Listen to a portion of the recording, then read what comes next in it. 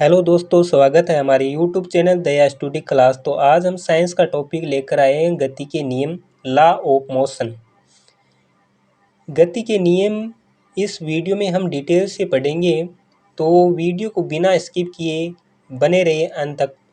पहली जो परिभाषा है वो बल की परिभाषा पढ़ेंगे। क्या होता है बल? तो बल होता है द्रव्यमान इंटू त्वरण की। द्रव्यमान इंटू त्वरण का जो सदिश गुणनफल है उसे ही बल कहते हैं।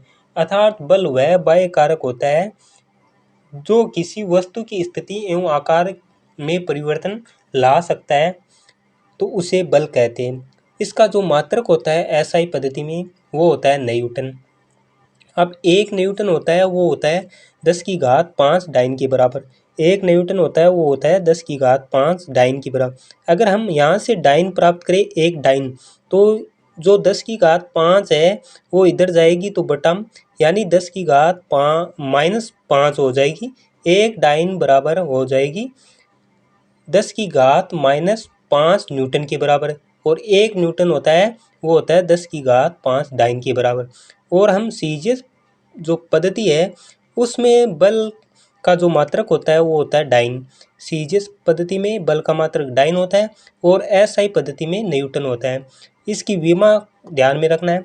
विमा m/L/t-2 होता है, त्वरण की L/t-2 और द्रव्यमान m। अब बात करते हैं हम जड़त्व का नियम। जो जड़त्व का नियम होता है वो क्या कहता है कि कोई पिंड अपनी विराम अवस्था या एक समान गति की अवस्था, गति अथवा गति की दिशा बदलने में असमर्थ रहता है जब तक इस पर कोई बाह्य बल आरोपित न किया जाए।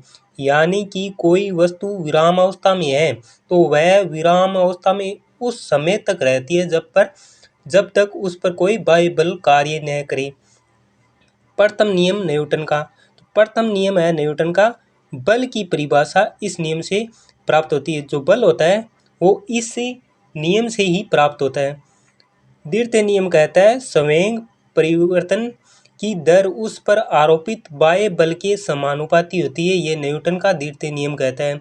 तो बल समानुपाती dP/dt, यानी संवेग में परिवर्तन समानुपाती होता है बल की।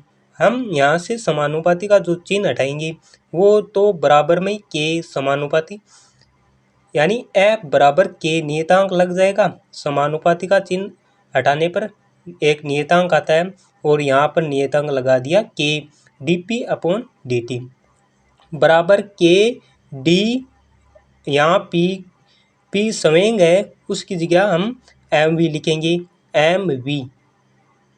तो ये हो जाएगा के m बार ले लिया dV/dt। जो वेग में परिवर्तन की दर को ही त्वरण कहते हैं। तो के एम ए, यानी एम ए, यहाँ के नियतांक है।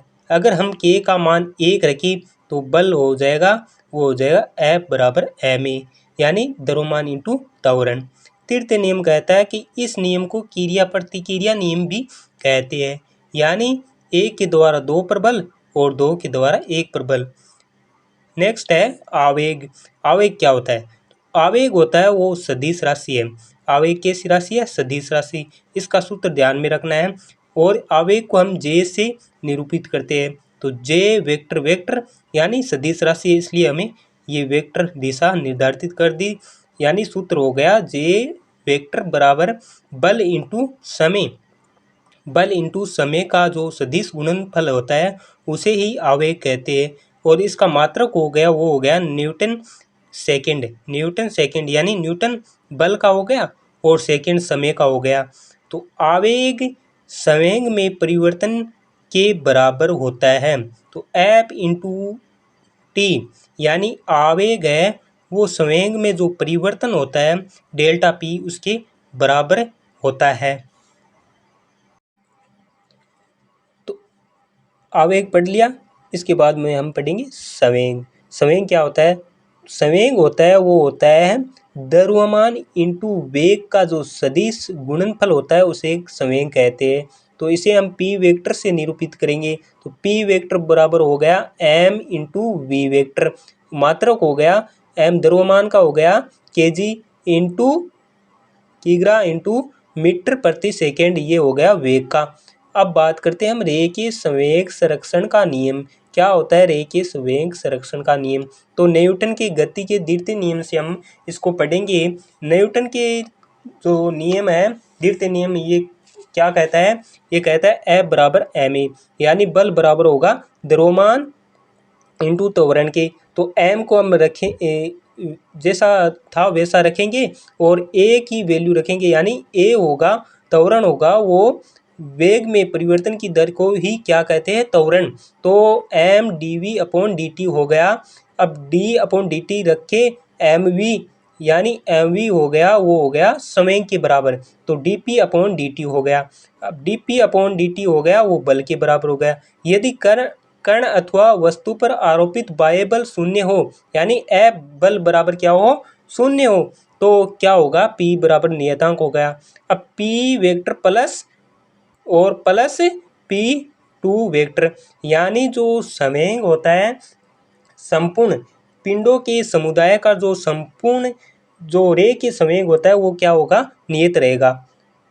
जो पिंड है के समुदाय का जो संपूर्ण रेखीय संवेग है वो क्या रहेगा? नियत रहेगा। इसे ही रेखीय संवेग संरक्षण का नियम कहते हैं। अब बात करते हैं हम न्यूटन की गति के कुछ अनुप्रयोग है। जो पहला अनुप्रयोग है वो क्या है? जब लिफ्ट है वो स्थिर हो, एक समान स्थिर हो, तो एक समान होगी तो त्वरण क्या होगा? 0, यानी 0 से वह चाल से चल रही है। तो mg होगा माइनस r बराबर होगा 0। r को इधर लेंगे तो r बराबर होगा mg। तब आभासी भार होगा, आभासी भार होगा W बराबर W नोट के। अब द्वितीय जो दूसरा बिंदु वो क्या कहता है? जब लिफ्ट a त्वरण से ऊपर जाती हो, तो इसका अनुप्रयोग, न्यूटन की गति का अनुप्रयोग बिंदु 2 में क्या है? जब लिफ्ट a त्वरण से ऊपर जाती हो, तो r माइनस होगा mg, r माइनस mg होगा बराबर होगा बल, बल क्या? ma।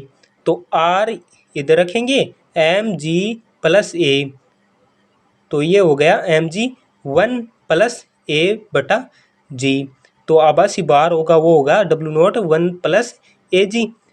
तीसरा बिंदु है वो है जब लिफ्ट a त्वरण से नीचे आती हो, तो mg माइनस r बराबर ma होगा।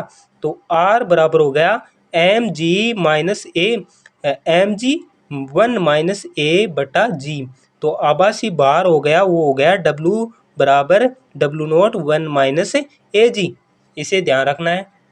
चौथा बिंदु है, तो 4 नंबर जो बिंदु कहता है जब लिफ्ट है केवल टूट जाती है, तो R जो अभिलंब प्रतिक्रिया R बराबर होगा mg बराबर 0, तो आभासी भार होगा वो भी शून्य होगा। अब बात करते हैं हम घर्षण कोण की। क्या होता है घर्षण कोण? तो परिणामी परिमित घर्षण बल F तथा अभिलंब प्रतिक्रिया R के बीच के कोण को ही घर्षण कोण थीटा कहते हैं।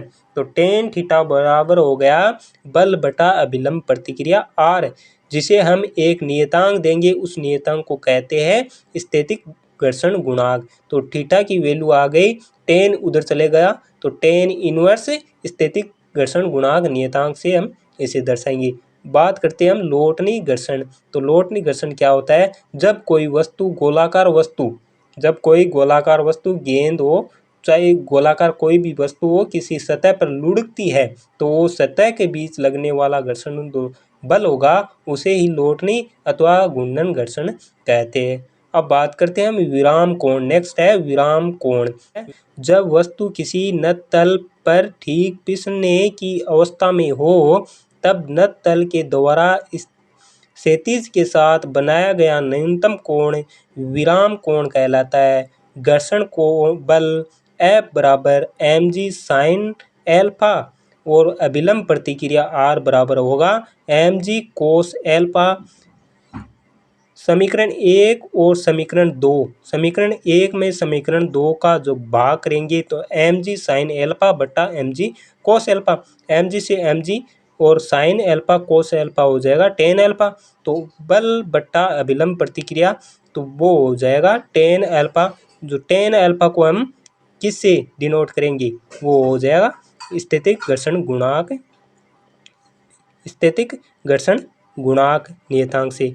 इस पिक्चर से हम समझ सकते हैं विराम कोण क्या होता है। तो ये एक वस्तु इस नत तल पर फिसलती है तो क्षैतिज के साथ जो कोण बनाता है उसे ही विराम कोण कहते हैं। ये जो हो गया एल्फा, ये हो गया एल्फा। अभिलंब प्रतिक्रिया आर, यहाँ एक बल लग रहा है और एम जी साइन एल्फा, इसके विपरीत एम जी कोस एल्फा, और ये बीच वाला एम जी। इस वीडियो में हमने साइंस का एक टॉपिक तैयार किया है गति के नियम के बारे में। तो मिलते हैं अगले वीडियो में, तब तक धन्यवाद। अभी तक हमारे चैनल को सब्सक्राइब नहीं किया तो प्लीज़ सब्सक्राइब करिए ताकि आने वाले नए वीडियो का नोटिफिकेशन आपको जल्दी ही प्राप्त हो। जय हिंद, मिलते हैं अगले वीडियो में।